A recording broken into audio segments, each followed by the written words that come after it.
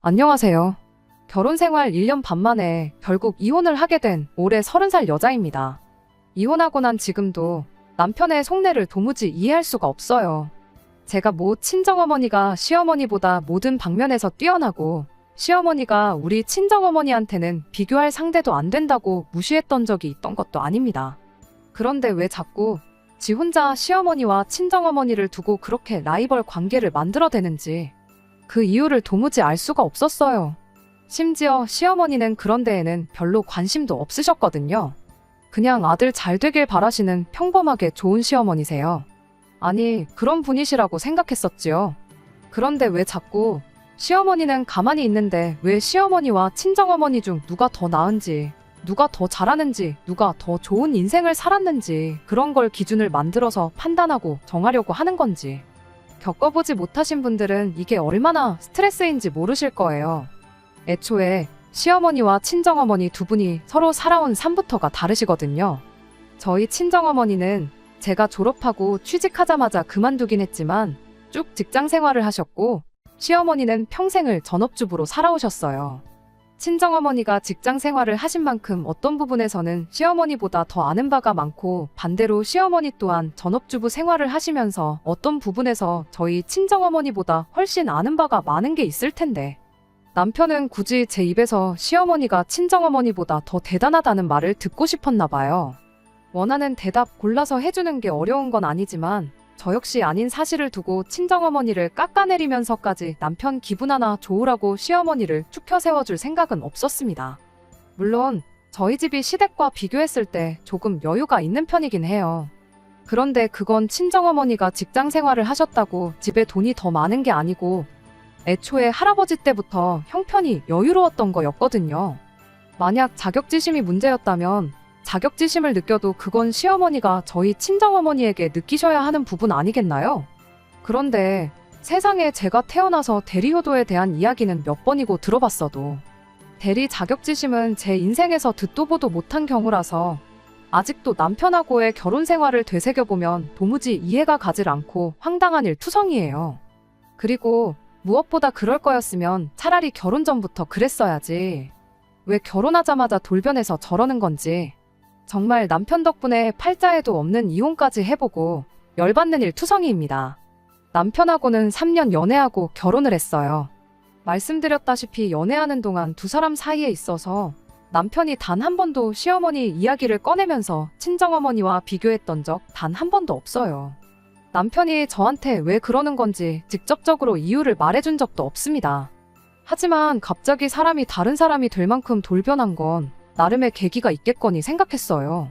그래서 제 나름대로 지난 날을 되짚어보다가 남편이 저것 때문에 그러는 거구나 하고 결론을 내렸던 일이 하나 있습니다. 때는 저희가 신혼여행을 다녀오자마자 양가에 인사드리러 다녀왔을 때였어요. 친정 먼저 다녀오고 다음날 시댁에 다녀왔거든요. 시댁을 우습게 여겨서 그런 게 아니고 친정이 거리가 더 가까웠기 때문에 그랬던 거였고 제가 시댁 먼저 가자는 거 남편이 가까운 친정부터 다녀오자고 해서 친정에를 먼저 다녀온 거기 때문에 신혼여행 다녀와서 친정 먼저 간 게 계기가 된 건 절대 아니었습니다. 다만 친정에서 있던 일이 발단이 되었을 수도 있다고 결론을 내리게 되었죠. 그날 친정어머니께서 저희를 따로 방으로 불러내시더니 저희한테 결혼 선물이라며 꽤나 큰 돈을 주셨거든요. 그간 저희 어머니께서 직장 생활하시면서 언젠가 제가 시집가게 되면 주겠다고 저 어릴 때부터 조금씩 당신 용돈 아껴서 모아온 돈이었어요. 하지만 그 돈을 모아온 세월이 자그만치 25년 가까이 되었다 보니 금액이 상당했습니다. 매달 10만 원씩은 그냥 기본으로 모으셨고 중간중간 여유가 있거나 남는 돈이 생기면 남는 대로 그대로 통장에 넣으셨다고 해요. 그리고 그 돈이 어느 정도 목돈이 되었을 때는 이 적금, 저 적금 갈아타면서 이자 수익도 내셨고 잠깐 큰맘 먹고 시작했던 단기 투자로도 재미를 보셔서 그걸 다 모아놓고 보니 액수가 상당했어요. 자그만치 6천이나 되었거든요. 그걸 굳이 결혼하고 나서 주신 데에도 이유가 다 있어요. 저랑 남편이 반반 결혼을 했기 때문입니다. 반반 결혼을 하면서 양가 부모님 지원도 1억씩 받아서 결혼했어요. 원래 친정어머니가 따로 모아두셨던 그 돈으로 저한테 지원해줬을 1억의 보태도 아무런 문제가 없는 상황이었지만 친정어머니는 그렇게 줄 게 아니고 저한테 따로 이 돈을 주고 싶으셨답니다. 애초에 처음부터 친정아버지도 모르게 해서 모아오셨던 돈이라 어떻게든 개인적으로 저한테 전달해주고 싶으셨대요. 그런데 그렇다고 결혼하기 전에 그 돈을 주자니 반반 결혼하기로 했는데 괜히 시댁에 쓸데없는 부담을 주는 건 아닌 건가 싶기도 하셨대요. 그도 그럴 게 양가에서 1억씩 지원해주기로 했던 게 시어머니께서 당장 형편에 해줄 수 있는 최대한이라며 1억을 먼저 말씀하셨기 때문이에요. 괜히 이야기되었던 1억에 친정어머니가 독단으로 6천을 얹어줬다가 괜히 시댁에 안 해도 되는 부담을 주는 걸 수도 있지 않겠냐는 게 저희 어머니 결론이셨죠. 그래서 그 돈을 저희 결혼식 마치고 나서 공개하고 저한테 주셨던 거예요. 그때야 생각지도 못한 큰 돈을 주신다니 그저 감사한 마음으로 그 돈을 받았는데 시간이 지나 생각해보니 남편 입장에서는 그게 기분이 나빴었나 싶었어요. 친정 다녀오고 시댁에 다녀왔을 때 시어머니는 저희한테 따로 해주신 게 없었거든요. 시어머니가 저희한테 뭐 돈을 해줘야 된다는 법이 있는 것도 아니고 저는 아무래도 상관없었거든요. 그런데 남편은 그게 아니었나 봐요. 그리고 그걸 시작으로 남편의 대리 자격지심이 생겨나게 된 게 아닐까 싶습니다. 연애하면서 평생 한 번도 한 적 없던 친정어머니와 시어머니 비교를 그때부터 시작했으니까요. 뭐 이것 또한 말씀드렸다시피 저 혼자만의 생각이에요. 남편이 직접적으로 왜 그렇게 시어머니와 친정어머니를 비교했는지 직접적으로 이야기를 해준 적이 없었으니까요. 남편 나름대로 다른 이유가 있었을 수도 있고 제가 오해한 걸 수도 있지요. 아무튼 그날 이후로 남편이 사사건건 친정어머니가 뭐만 하셨다는 말만 들으면 시어머니도 사실 이랬다 저랬다 하면서 시어머니 또한 친정어머니 못지않으신 분이고 대단하신 분이라는 걸 저한테 강제적으로 주입하듯이 이야기를 하곤 했습니다. 하지만 제가 뭐 4~5살 먹은 애도 아니고 오히려 저렇게 강제적으로 시어머니가 더 낫다는 대답을 유도하기 시작하니 반발심만 더 생기더라고요. 제 입에서 무슨 대답을 듣고 싶은지 뻔히 보이긴 하지만 너무 뻔히 보이면 일부러 듣고 싶은 그 대답을 안 해주는 심술 같은 거 있잖아요. 남편이 어느 식으로 어떻게 했는지 예를 들어볼게요. 정말이지 이걸 말로 설명하고 있는 게 참 우스울 만큼 유치하기 짝이 없어서 웃음도 나오질 않네요. 이를테면 친정어머니가 주변에 알고 지내시는 분들하고 기차 타고 경주를 다녀오셨다고 한다면 남편은 그걸 말 그대로 장모님이 친한 분들하고 경주에 놀러 갔다 오셨구나 이렇게 받아들이는 게 아니라 시어머니는 얼마 전에 제주도를 다녀오셨다는 식이었어요. 그러니까 자기 딴에는 친정어머니가 기차를 타고 경주를 놀러 갔다면 시어머니는 더 비싼 비행기 타고 더 비용 많이 드는 제주도에 놀러 다녀오셨다는 말을 하고 싶었던 거죠. 너무 많아서 하나씩 다 말하자면 하루로는 끝이 안 날 것 같으니 하나만 더 말해볼게요. 언젠가 주말에 제가 친정어머니께 잠깐 전화 한 통 드렸을 때 일이에요. 주말이라 심심하기도 했고 친정어머니는 뭐하고 계시려나 싶어서 안부 인사나 드리고 겸사겸사 수다나 좀 떨려고 전화를 했던 거거든요.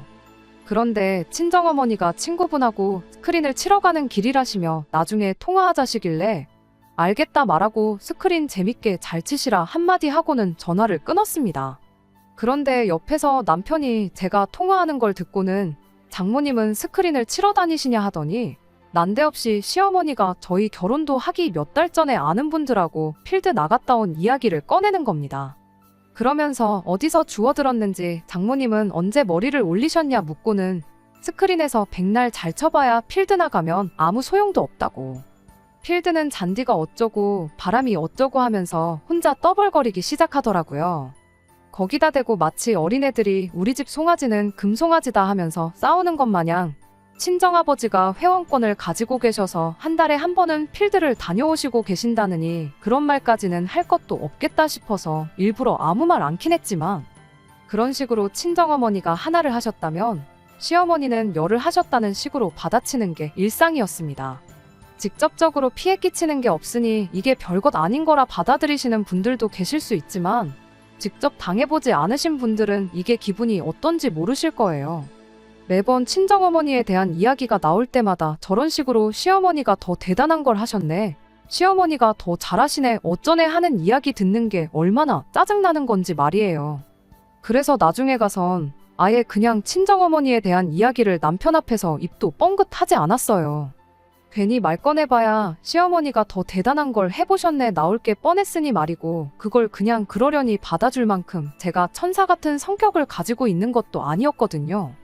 그런데 그랬더니 언젠가부터는 아예 제가 아무 말 안 해도 자기가 먼저 나서서 저희 어머니 이야기를 꺼내기 시작했어요.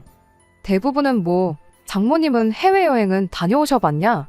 자전거는 탈 줄 아시냐 하는 정말 대답해주고 상대하기도 민망할 만큼 쓸모없는 이야기들 뿐이었습니다.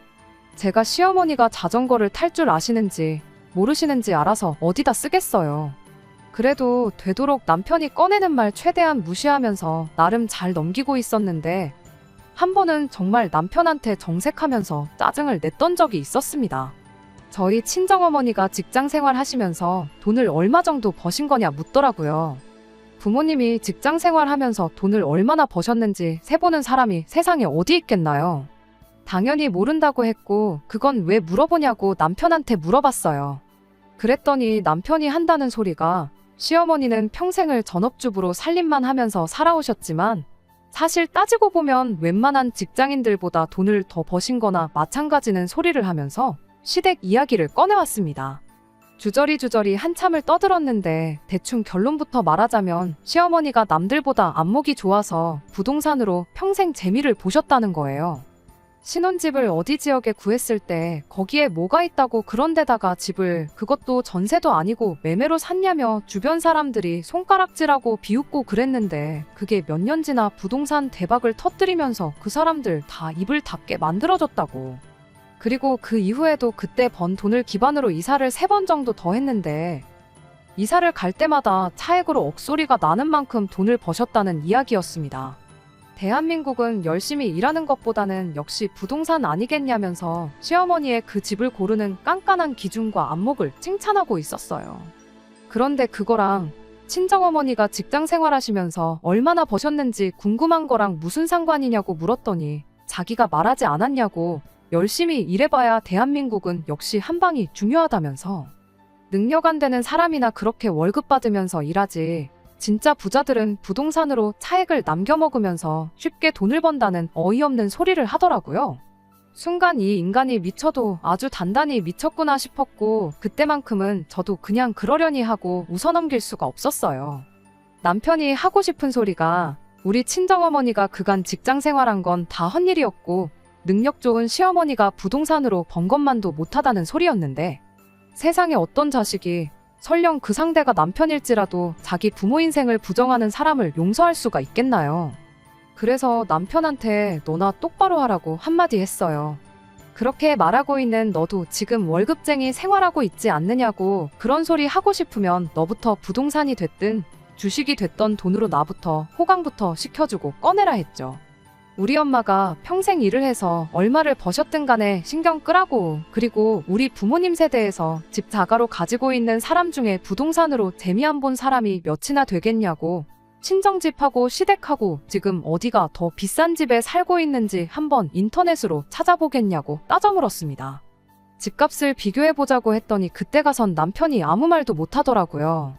어딘지 알려드리진 않을 테지만 친정 부모님 살고 계시는 지역이 시부모님 사는 데보다 훨씬 비싼 지역이라는 건 대한민국 사람이라면 기본적으로 알고 있는 사실이거든요. 물론 남편 말도 틀린 건 없는 게 저희 집이야 말씀드린 대로 할아버지 때부터 갖고 있던 재산이 있다 보니 애초에 처음부터 시작을 좋은 동네에서 시작한 저희랑 자력으로 이사 몇 번 다니면서 부동산으로 재산을 불려오신 시어머니하고는 차이가 있긴 하죠. 하지만 그렇다고 해서 그게 시어머니는 탁월한 능력을 가졌고 친정어머니는 돈 불리는 재주가 없어서 직장 생활을 했다고 인정을 해야 할 이유가 되지는 않았습니다. 아무튼 그때 말 나온 김에 남편한테 매번 그딴 식으로 좀 하지 말라고 단단하게 경고도 했습니다. 연애 때부터 통틀어 제가 화를 낸 적이 없었기도 하고 그날 워낙에 강하게 말했어서 그랬나. 한동안 약발이 잘 들어서 남편이 더 이상 그런 식으로 영양가 없는 이야기를 꺼내는 일은 없었어요. 그래도 그것만 빼면 사람이 그렇게 나쁜 사람은 아니었다 보니 그 이후에는 남편하고 어느 정도 사이도 회복하고 그냥 평범한 결혼 생활을 보내게 되었습니다. 물론 친정어머니가 헛고생을 했다느니 어쩌니 한 이야기를 잊어버리고 용서한 건 아니에요. 그것만 생각하면 잘 지내다가도 괜시리 정이 뚝뚝 떨어지고 그랬는데 어쨌든 저도 이미 지난 이야기 거들먹거리면서 안 해도 되는 싸움을 만들 필요까지는 있나 싶어 그냥 그렇게 마음에 묻어두고만 있었습니다. 그렇게 한동안은 별 문제 없이 지냈는데 얼마 전 다시 시작된 남편의 대리 자격지심으로 결국 저는 이혼이라는 마지막 수단을 선택할 수밖에 없었어요. 친정어머니가 은퇴하신 이후로 이것저것 배우러 다니시는 게 취미셨어요. 그리고 요 근래에는 재미로 한식조리사 자격증을 따보겠다고 학원을 등록하셨거든요. 친정어머니가 직장생활 하셨다고 해서 아예 집안 살림과 담쌓고 지내셨던 건 아닙니다. 밖에서 사먹는 음식이 맛은 더 있을지 몰라도 무슨 재료를 넣고 했는지 모르니 안심이 안 된다며 일하느라 피곤한 와중에도 저희 가족들 식사를 대충 챙기신 적 한 번 없으신 분이셨어요. 말 그대로 한식조리사 자격증은 그동안 일하느라 못 해본 요리를 배워보겠다고 따겠다고 하시는 게 아니고 어차피 맨날 밥하는 거 자격증이라도 하나 가지고 있으면 좋지 않겠나 싶어서 시작하신 거였습니다. 그거 말고도 이것저것 배우러 다니는 거 많으셨고 내친 김에 자격증 같은 게 있으면 그것도 같이 준비하시고 그러셨을 뿐이에요. 그리고 그때가 벌써 실기 한번 떨어지고 나서 자격증 제수를 하는 중이셨지요. 아무튼 그렇게 실기 시험을 다시 준비하기 시작하면서 이번에는 꼭 붙고 말겠다고 실기 시험 문제인 음식들을 집에서 연습하고는 하셨는데 언젠가부터 연습하다가 음식이 많이 나오면 그걸 저희 집에 가져다 주시기 시작했어요. 아버지는 맨날 같은 종류 음식을 번갈아 가면서 먹으니 질려서 못 드시겠다고 하시고 그리고 평소에 엄마가 해주는 집밥보다 맛도 별로 없는 것 같아서 잘 안 드신다고 그렇다고 버리자니 아까워서 더라도 생각 있으면 먹으라고 가져다 주시기 시작한 거였죠. 어떤 건 평소에 어머니가 해주던 것보다 맛있는 것도 있고 어떤 건 더 별로인 것도 있고 그렇더라고요. 시험 문제로 나오는 음식이 30가지인가 정도 되고 그중에 무작위로 2가지 음식을 준비해야 하는 걸로 알고 있었거든요. 평가 기준도 음식의 간을 얼마나 잘해서 얼마나 맛있게 만들었는지가 아니라 정확한 재료로 재료를 손질하는 방법이나 크기까지 얼마나 요구하는 대로 정확하게 만들었는지를 평가하는 시험이래요. 그래서 평생 살림만 해온 분들도 오히려 손에 익은 버릇 때문에 합격하기 쉬운 자격증이 아니라는 소리를 들었습니다. 아무튼 그렇게 친정어머니께서 음식을 가져다 주시니 제 입장에서는 여러모로 편한 게 많았어요. 음식의 맛을 떠나서 괜히 식사 준비한다고 이것저것 준비하고 할 필요도 없었고 퇴근하자마자 어머니가 가져다 주신 음식으로 식사 뚝딱 해치우고 그대로 쉴 수 있다는 게 너무 편하고 좋았죠. 매번 비슷한 로테이션이긴 했지만 나름 밸런스를 맞춰주신다고 메뉴도 매번 바꿔가면서 해서 가져다 주셨어요. 하지만 아버지가 어머니께 말했던 대로 계속 같은 것만 먹는 느낌이니 조금 물리기는 하더라고요. 그런 느낌이 들 때쯤 한동안 잠잠했던 남편이 또다시 시어머니 이야기를 꺼내왔어요. 밥 먹으면서 한다는 소리가 그래도 장모님이 아무래도 직장 생활을 오래 하셔서 그런가 음식만큼은 시어머니 손맛만큼은 못 따라오시는 것 같다고요. 우리 엄마가 해주는 집밥이 자기 입맛에는 더 맞는다면서요. 한동안 안 그러다 또 저러니까 갑자기 예전에 친정어머니 직장 생활한 거 가지고 뭐하러 그런 고생을 하셨다느니 했던 이야기가 떠올라서 막 우라가 치밀기 시작했습니다. 이번엔 또 뭘 시작하려나 싶고 도무지 표정 관리가 안 돼서 아주 힘들었어요. 그래도 나름 남편과 짧은 기간이나마 같이 지내오면서 하나 터득한 게 있어요. 이럴 때는 남편 말에 그 어떤 반응도 관심도 주지 않고 그렇구나 하고 넘기는 것만큼 좋은 방법이 없다는 것 말입니다. 구구절절히 이건 우리 엄마 요리가 아니고 시험 준비한다고 시험 볼 때 요구하는 대로 음식을 해서 맛이 이런 거다. 원래는 음식 훨씬 더 잘하시고 우리 엄마도 손맛 엄청 좋으시다. 이런 식으로 백날 해명해봐야 남편 입에서 나올 말은 꼭 듣지 않아도 예상이 될 만큼 뻔하디 뻔한 소리가 나오겠구나 싶었어요. 그래도 우리 엄마가 평생 전업주부로 살면서 음식을 하셨는데 장모님보다는 훨씬 음식 잘하시겠지? 손맛이 좋겠지? 뭐 그런 이야기 나올 거였거든요. 뭐 집밥이라는 게 그렇잖아요. 자식 입장에서는 엄마표 반찬이 제일 맛있는 법인데 그런 상대적인 것 가지고도 우열을 가릴 필요나 있는 문제인가 따지고 물을 수도 있었지만 어차피 결과적으로는 우리 엄마가 니네 엄마보다 더 잘하니까 인정해라. 이런 이야기를 주고받고 하게 될 텐데 굳이 저런 번거로운 과정까지 거칠 필요가 있나 싶었어요. 그래서 그냥 영혼 없이 아 그렇구나 하고 대충 대답하고 말았어요. 이게 우리 엄마 요리건 말건 시어머니 음식이 더 맛있건 말건 나는 딱히 신경 안 쓴다고요. 그렇게 대충 대답하고 나서 슬쩍 남편 얼굴을 보니 어떻게 더 시어머니 자랑을 하고 싶어서 입이 근질근질한 건지 온몸을 막 비틀어대면서 다음 말을 꺼낼 생각을 하는 것처럼 보이더군요. 그 순간 저는 숟가락 내려놓고 배불러서 그만 먹어야겠다 한마디 한 후에 방으로 들어갔어요. 말씀드렸던 것처럼 저러지만 않으면 남편과는 제법 잘 지내는 편이었다 보니 상대를 안 해주는 게 최선이라 생각했고 괜히 말다툼하면서 힘 빼고 싶지 않아서 했던 행동이었습니다. 그런데 그렇게 다음 날이 돼서의 일이었어요. 남편이 평소보다 퇴근이 늦더라고요. 원래 야근이 있으면 야근이 있다 말하고 몇 시쯤 올지 말해주는 사람이었는데 그런 연락도 하나 없었지요. 그렇게 남편은 1시간 반 정도 더 지나서 집에 들어왔는데 빈손이 아니라 장바구니를 양손에 들고는 낑낑거리면서 집에 돌아왔습니다. 이게 다 뭐냐고 했더니 당신도 우리 엄마가 한 집밥맛 좀 봤으면 좋겠어서 시댁 가서 반찬 좀 얻어왔다고 하더라고요. 그러면서 장바구니에서 가지고 온 걸 하나씩 꺼내는데 정말 반찬들이 끝도 없이 나오더라고요. 각종 나물에 마른 반찬들에 국도 2종류에 소불고기랑 돼지불고기까지 아주 종류별로 생각할 수 있는 모든 음식이 다 나온 것 같아요. 누가 봐도 반찬 좀 얻어왔다고 하기엔 가짓수가 너무 많은 게 누가 봐도 시댁에 있는 남는 반찬을 얻어온 게 아니고 전날부터 시어머니 닭달에서 종류별로 반찬이란 반찬은 다 해다 달라고 한 것처럼 보였습니다. 왜 반찬통에 담겨있는 때깔만 봐도 그 반찬이 오늘 한 건지 해놓은 지 며칠 정도 된 건지 딱 봐도 다 티가 나잖아요. 반찬통 뚜껑은 어떻게 닫으셨나 싶을 정도로 꽉꽉 눌러 담아준 걸 보니 별 쓸데없는 남편 자기만족 때문에 아침이 아니라 이른 새벽부터 일어나셔서 저녁 시간 남편이 퇴근해서 시댁에 도착 때까지 아들 먹일 반찬 준비하시면서 고생하셨을 시어머니 생각하니까 감사하기도 했지만 한편으로는 남편 쓸데없는 고집 때문에 하루 제대로 허리 한번 못 쳐고 못하고 고생만 죽어라고 하셨겠구나 싶어서 제 마음이 다 아플 정도였습니다. 그날도 역시 친정어머니께서 연습하신 음식들을 가져다 주시긴 했지만 시어머니가 고생하셨는데 안 먹을 수가 없어서 시어머니가 해다 주신 음식으로 저녁 식사를 했어요. 다른 것보다 밥 먹는 내내 남편이 이것도 맛있지 저것도 맛있지 하고 귀찮게 물어보는 것 때문에 체할 뻔했네요. 남편 말대로 시어머니 음식 솜씨는 좋았어요. 몇 가지는 친정어머니가 해주시는 것보다 맛있었는데 그렇다고 해서 전부 다 맛있는 건 아니었습니다.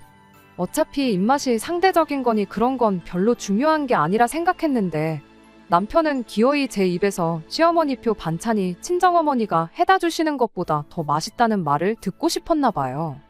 그래서 한번 그냥 눈 딱 감고 그렇게 말해줬어요. 그렇게 말해주면 적어도 앞으로 친정어머니가 해다 주는 음식 먹을 때마다 시어머니가 더 솜씨가 좋다느니 손맛이 끝내주신다느니 하는 이야기 들을 일은 없겠다고 생각했거든요. 친정어머니한테도 전화드려서 한동안은 시댁에서 보내준 밥을 먹어야 할 것 같으니 음식한 거 안 보내주셔도 된다고 했습니다. 그런데 막상 시어머니표 반찬이 최고라던 남편이 메인 반찬이라고 할 수 있는 돼지불고기랑 소불고기를 다 먹은 시점부터는 밑반찬하고만 밥을 먹어야 되냐며 밥도 남기고 식사를 깨작거리기 시작했어요. 그렇다고 저 혼자 그 많은 반찬들을 다 먹을 수가 없다 보니 하는 수 없이 친정어머니한테 다시 연락드려서 늘 해다 주시던 전이랑 구이 같은 거는 다시 보내달라고 부탁드렸죠. 그렇게 3일인가 친정어머니께서 계속해서 음식을 더 해다 주셨고 그나마 고기 반찬이 생기니 남편이 그제서야 밥을 제대로 먹기 시작했어요. 문제는 여전히 밑반찬은 몇 번 깨작거리고 고기 반찬 위주로만 식사를 했다는 겁니다. 결국 나중에 가서는 나물 반찬만 잔뜩 남게 되었어요. 그리고 친정어머니가 보내주던 고기 반찬도 끊기게 되었죠. 친정어머니가 시험일자가 다가옴에 따라서 이제 손에 익은 거 말고 손에 안 익는 음식들을 연습해야겠다시며 비빔밥이며 그런 걸 연습하셨거든요. 그래도 시어머니가 고생해서 해다 주신 반찬인데 이미 저희 집 냉장고에 들어온 지 열흘이 가까워지는 시점에 어떻게든 남아있는 나물 반찬을 처리해야 한다는 생각밖에 없었어요. 상에서 버리는 건 힘들게 음식을 해다 주신 시어머니에 대한 예의가 아니라고 생각했거든요. 그러다 갑자기 번뜩하고 좋은 생각이 난 거예요. 친정어머니한테 그럴 게 아니고 비빔밥 연습하신 거 있으면 그것 좀 가져다 달라고 부탁을 드렸어요. 왜 저희 집도 어머니가 항상 나물 반찬 이것저것 하시고 나서 얼마 안 남으면 그거 양푼이에 고추장 크게 한 숟가락 넣고 계란 후라이해서 비벼서 먹고 그랬거든요. 그렇게 하면 평소 먹는 것보다 나물도 훨씬 더 많이 먹고 그랬으니 남은 나물 반찬 처리하는데 그거만한 게 없겠구나 싶었습니다. 남은 나물 반찬 양을 보니 딱 이렇게 두 끼만 먹으면 남는 거 없이 싹 다 끝내겠구나 싶었어요. 그런데 남은 나물 반찬 때문에 결국 이혼을 하게 될 줄은 그때까지만 해도 정말 생각도 못했습니다. 누군들 생각이나 했겠나요? 아직도 그날 생각하면 치가 떨리기도 하지만 황당해서 어이없는 마음이 더 커요. 그날따라 남편 퇴근이 조금 늦었어요. 친정어머니는 이미 저희 집에 비빔밥거리를 주고 가신 상황이었고요. 저 혼자 먼저 먹을까 하다가 남편이 혼자서 밥 먹는 걸 싫어하는 편이라 괜히 안 먹는다고 나오면 괜히 나물 반찬이 애매하게 남아버릴 것 같아서 남편 퇴근하기를 기다렸죠. 이내 남편이 퇴근을 했고 내가 저녁 준비할 테니 남편한테는 얼른 씻고 나오라고 했어요. 그렇게 남편 씻는 동안 계란 후라이도 3개에서 부치고 양푼이에다가 나물이랑 상추 쫑쫑 썰어서 밥을 비볐습니다. 참기름까지 뿌리고 깨소금으로 마무리하니까 보고만 있어도 입맛이랑 군침이 돌더라고요. 한 숟갈 간을 보니까 고추장도 그냥 고추장이 아니라 실기시험에 나오는 대로 설탕이랑 어떻게 해서 만든 고추장이라 그런지 일반 고추장보다 훨씬 맛있게 느껴졌어요. 때마침 남편이 씻고 나오길래 얼른 와서 밥 먹으라고 했죠. 그때까지만 해도 그냥 평소처럼 저녁 식사 마치고 나서 같이 TV 좀 보다가 잠드는 평범한 일상을 생각했었는데 남편이 밥상머리에 앉자마자 이게 뭐 하는 짓이냐며 육두문자를 섞으며 애써 비벼놓은 양푼을 바닥에 패대 기쳐버리더라고요. 그러더니 저한테 성큼성큼 걸어와서는 전에 본 적도 없는 무서운 표정으로 너 지금 시어머니가 우습게 보이냐면서 성질을 부리는 거예요. 저도 어이가 없어서 뭔 소리를 하는 거냐고 남편한테 따져 물었어요. 그랬더니 어떻게 감히 시어머니가 고생고생해서 해다 준 반찬을 가지고 개밥을 만들어 놨느냐고 고래고래 소리를 지르는 겁니다. 시어머니가 얼마나 우습게 보였으면 그러는 거냐고 입에 개거품을 무는데 그때는 어이가 없다기보단 솔직히 남편이 무서웠어요. 부부싸움하고 싸움은 엄연히 다른 거잖아요. 남편을 힘으로 이길 수 있어서 부부싸움하는 사람들이 얼마나 되겠나요. 그런데 이건 뭐 시작부터 사람을 죽일 듯한 기세로 달려드는데 이때는 같이 소리내서 싸우는 것보다 제가 자리를 피하는 게 상책이라는 생각밖에 안 들었어요. 그래서 자리를 피하려는데 남편이 가긴 어딜 가냐면서 제 머리끄댕이를 잡아당겼습니다. 머리를 붙잡힌 제가 아프다고 소리를 지르니까 그제서야 남편도 제정신이 들었는지 곧바로 손을 놓더니 저한테 미안하다고 사과를 하더라고요. 사과를 하면 했지. 한마디 덧붙이기를 그래도 이건 너무한 거 아니냐고 어떻게 우리 엄마가 힘들게 해준 반찬을 고추장에다가 비빌 생각을 했냐며 우리 엄마 정성은 생각도 안 한 거냐는 소리를 하는 거예요. 저는 그 소리가 마치 자기가 화를 낸 이유가 저 때문이라고 하는 소리로밖에 들리지 않았습니다. 너가 먼저 잘못을 했으니 내가 화를 내는 게 당연한 거고 머리끄댕이를 붙잡혀도 싸다는 소리잖아요. 그래서 저도 그냥 어디 한 대 칠 테면 쳐봐라 하는 심정으로 남편한테 한마디 했어요. 이 미친 인간아, 너는 태어나서 비빔밥도 한 번 못 먹어봤냐고. 네가 반찬 투정 안 하고 제때제때 어머님 반찬 먹고 그랬으면 이렇게 비빔밥 먹으라고 비벼줄 일도 없었을 거 아니겠냐고. 밥 비벼 먹는 건 시어머니 정성을 무시하는 행동이고 냉장고 안에서 쥐어 빠지게 만들어 음식물 쓰레기통에 처박는 건 시어머니 정성을 생각하는 행동이냐 한마디 했더니 그 자리에서 미안하다고 사과하고 머리끄댕이 붙잡은 건 잘못했다고 싹싹 빌어도 모자란 판국에 한다는 소리가 고추장이 묻으면 시어머니가 힘들게 해놓은 간이 사라지지 않냐며 그냥 먹어도 맛있는 걸 망쳐놓은 제 잘못이라고 끝까지 우겨대는 거예요. 그리고 그때 남편의 이 대리자격지심을 나는 평생을 감당할 수 없겠구나 하는 생각이 들었습니다. 갑자기 우리 집이 뭐 빚보증을 서서 폭삭 망하게 된다던가 무슨 일로든 안 좋은 일 때문에 시댁보다 어려운 상황에 처하기 전까지는 영원히 계속될 것만 같았어요. 그리고 이 꼴을 몇 번이나 더 보고 사느니 그냥 하루라도 빨리 이혼하는 게 맞겠다는 생각이 들었습니다. 그래서 그 길로 혼자 방으로 뛰어들어가 간단한 제 짐을 챙겼어요. 남편은 태연한 얼굴로 뭘 그런 걸 가지고 짐까지 싸냐며 차라리 자기가 나가 있을 테니 저보고 혼자 지내면서 정말 제가 아무 잘못도 안 한 건지 잘 생각해 보라는 겁니다. 그때 진짜로 이 인간이 이젠 제정신이 아니구나 하는 생각 말고는 다른 생각이 들지 않았어요. 아무튼 그렇게 남편이 혼자 시댁으로 가게 되었는데 막상 집에 혼자 있자니 이 인간이 언제 문 따고 들어와서 또 돌변할지 모른다는 생각을 하니 괜히 무섭고 걱정이 되더라고요. 그래서 그냥 집 비워놓고 저도 친정으로 향했습니다. 친정아버지가 엄청 열받으셔서는 혼쭐을 내주시겠다고 하는 것도 뜯어말렸어요. 그 인간 지금 정상이 아닌 것 같다고 괜히 건들지 마시라고요. 회사에는 대충 사정을 설명하고 일주일 정도 휴가를 냈어요. 친정에 온 지 이틀이 지나서 남편한테서 전화가 왔습니다. 지금 어디냐고요. 제가 연락이 없으니 남편이 집에 들렀나 본데 집에도 제가 없으니 저한테 전화를 했던 것 같아요. 그건 알아서 뭐 하려고 그러냐고 당장 이혼 서류 준비해 올 테니까 서류에 도장 찍을 준비나 하고 있으라고 한마디 했더니 남편이 뭘 그런 걸 가지고 이혼 이야기까지 꺼내냐며 대화로 한번 잘 풀어보자고 집으로 오라고 하더라고요. 절대 제 몸에 털끝 하나 건들지 않겠다고 하길래 대화로 뭘 어떻게 풀어보려고 하는 건가 싶어서 집에서 만나기로 했죠. 친정집이 저희 신혼집에서 더 가까웠다 보니 제가 먼저 도착했어요. 일단은 둘이서 만나기로 했으니 친정 부모님은 주차장에서 대기를 하고 계시기로 했습니다. 전화기 통화 상태로 해놓고 주차장에서 상황 듣다가 분위기가 험악해지는 것 같으면 곧바로 올라오시기로 하고요. 이윽고 남편이 도착했는데 둘이서 이야기해보자더니 남편은 시어머니를 대동해서 끌고 왔더라고요. 말빨이 안 되니 어머님을 모시고 왔구나 싶었는데 아니나 다를까 남편이 아니라 시어머니가 먼저 말을 꺼내더라고요. 부모 생각하는 자식 마음이 그런 거 아니겠냐며 당신 생각에도 아들이 잘못한 것 같다고 사과시킬 테니 남편 용서해주고 전처럼 잘 지내라는 말을 하시는 겁니다. 세상 누가 그 상황에 제가 잘못했다고 하겠나요? 당연한 일이었지만 저는 남편이 나물반찬 고추장에 비볐다고 화낸 것보다 사과를 받고 싶은 게 있었으니 그건 남편이 어딜 가냐며 뒤돌아선 제 머리채를 잡아 끌었다는 사실이었어요. 다른 건 몰라도 두 번 다시 앞으로 우리 사이에 무슨 일이 있어도 내 몸에 손가락 하나 가져다 대지 않겠다는 약속은 받아내야겠다는 생각이었습니다. 그리고 만약 이런 불미스러운 일이 다시 발생하게 된다면 그때는 아무 조건도 없이 이혼하는 거고 재산 분할이고 뭐고 땡전 한 푼 없이 몸만 나가겠다는 각서를 써달라 했습니다. 이혼할 때 각서가 아무 소용 없다는 사실은 알고 있긴 했지만 이 정도는 해야지 적어도 같은 꼴은 안 보겠구나 하는 생각이었어요.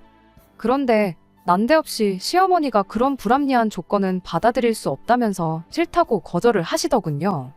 그러면서 고작 머리채에 한 번 잡힌 걸 가지고 장난이라고 생각하고 그냥 넘어가면 될 걸 일을 너무 심각하게 만드는 거 아니냐는 거예요. 그런 각서를 쓰면 우리 아들 남은 평생이 너무 불리해지는 거 아니냐입니다. 제가 마음먹고 남편 꼭지 돌게 만들어서 어쩌다가 슬쩍 밀치기라도 하면 그 순간 우리 아들은 이혼당하고 땡전 한 푼도 분할받지 못하고 이혼당하는 거 아니냐고요. 팔은 안으로 굽는다고 자식 편 들어주는 건 당연하다고 생각했고 그래도 어쨌든 시어머니까지 나서서 기분 풀라고 말씀하시니 그냥 앞으로 대리 자격지심 때문에 쓸데없는 소리 하고 사람 마음 상하게 하는 것만이라도 못하게 해달라 말하고 그러고 이 부부싸움을 끝낼 생각이었어요. 그런데 시어머니 마지막 말 한마디에 결국 제가 이성을 잃고야 말았습니다. 시어머니가 잘 생각했다고 뭐 머리채에 한 번 잡힌 거 가지고 그러냐며 가족끼리 그러는 건 장난치는 것에 불과하답니다. 그 말을 들으니 남편과 화해할 생각이 싹 사라졌어요. 그게 무슨 소리시냐고 그러면 앞으로 무슨 일 때문이건 간에 남편이 제 머리채를 잡으면 전후 사정 안 보고 그걸 장난으로 받아넘겨야 한다는 말이시냐 물었더니 막말로 얘가 주먹질을 한 것도 아닌데 뭘 그리 호들갑이냐고 원래 부부 사이라는 게 싸우면서 더욱 더 돈독해지는 법이라며 다음부터는 이런 사소한 일로 나까지 오게 만들지 말라는 겁니다. 순간 정말로 이성의 끈이 뚝 끊어졌어요. 그리고 그 길로 시어머니 머리채를 붙들어 잡고든 그대로 이리저리 흔들었어요. 시어머니가 비명을 빽 지르며 이게 뭐 하는 짓이냐 소리를 질렀고 남편은 순간 당황해서는 저를 시어머니한테서 떼놓으려고 안간힘이었습니다. 시어머니한테 며느리가 가족으로서 어머님한테 마지막으로 치는 장난이라고 생각하시라고 말씀 들어보니 아들 이혼당하는 건 걱정되시나 본데 각서고 뭐고 필요 없고 그냥 이혼할 테니까 그렇게 아시라고 말하고 부여잡은 시어머니 머리채를 풀어줬습니다. 괜히 시간 낭비했다 말하고 나가려는데 남편이 장난치냐고 가긴 어딜 가냐고 하면서 제 팔을 붙들어 당기더군요. 다행히 때마침 주차장에서 대기하고 계시던 부모님께서 시어머니 비명소리 듣고 놀라가지고 곧바로 집으로 올라와 주신 덕분에 큰일은 나지 않았어요. 그리고 당장 이혼 서류 준비할 테니 그리할라 한마디 하셨죠. 시어머니가 제가 머리채 부여잡은 걸 가지고 상해죄로 고소를 하신다길래 하실 테면 하시라고 그럼 나도 어머님 아들 똑같은 걸로 고소하겠다고 한마디 말하고 친정으로 돌아갔습니다. 설마 제가 진짜로 고소를 할 거라 생각했는지 시어머니는 별다른 액션이 없으셨고 그렇게 별탈 없이 이혼하게 되었어요. 반반 결혼했다 보니 재산 분할하는 것도 별달리 어려울 것 없었고 친정어머니가 주신 통장은 친정어머니 통장 그대로 보관하고 있었다 보니 그것 또한 문제가 되지 않았네요. 사실 남편하고 그런 일이 있은 직후에 친정에 머물며 그래도 진짜 이혼까지 해야 하는 건가 걱정했는데 막상 이혼하니까 별거 없고 마음만 후련해졌어요. 평생 남편이 시어머니에 대한 자격지심 때문에 헛소리 하는 거 듣는 거보다야 평생 혼자 지내는 게 오히려 더 나은 것 같습니다. 하나 아쉬운 게 있다면 내 머리채 붙잡은 본인인 남편 머리카락 한 올도 못 뜯어놓고 나온 거 그거 말고는 없네요. 정말 대리 자격지심보다는 차라리 대리 효도를 강요하는 게 100번 1000번 나았을 것 같아요. 만에 하나 남편이 다른 사람을 만나 결혼을 한다면 다른 건 몰라도 새 장모님 되실 분이 대놓고 시어머니보다 못한 분으로 찾으라고 안 그러면 또 이혼당할 거라고 충고 한마디 해주고 싶네요. 끝까지 들어주셔서 감사합니다. 오늘의 사연은 여기까지입니다. 구독과 좋아요, 알람 설정 부탁드리고 더 좋은 사연으로 다시 찾아뵙겠습니다. 감사합니다.